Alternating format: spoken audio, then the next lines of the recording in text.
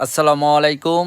যারা রহমতপুর আসবেন তাদেরকে বলছি, এই রহমতপুর স্ট্যান্ডে আসার পর আপনারা কাউন্টারে যখন যাবেন, রাস্তা পার হবেন, খুবই সাবধানে পার হবেন। কারণ আমি এই ভিডিওটা করছি মুলাদি, মিরগঞ্জ এবং মেহেন্দিগঞ্জ হিজলার যে মানুষগুলো বরিশাল, বাবুগঞ্জ, রহমতপুর বাস স্ট্যান্ডে এসে যারা গাড়িতে উঠবেন তাদের জন্য।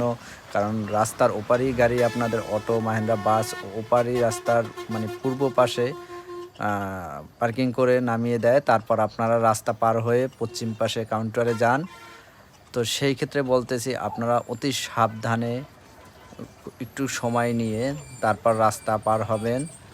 আর এটা হচ্ছে রহমতপুরের একটি বিপজ্জনক জায়গা, যেখানে সবসময়ই আপনার দুর্ঘটনা ঘটে এবং মৃত্যু হয়, অ্যাক্সিডেন্ট খুব মারাত্মকভাবে হয়। এই এলাকার মানুষ সহ বিভিন্ন প্রান্তের মানুষ এখানে দুর্ঘটনায় মারা গেছে। তো আমি চাচ্ছি যে একটু সতর্ক হয়ে এটা আপনারা রাস্তা পার হবেন।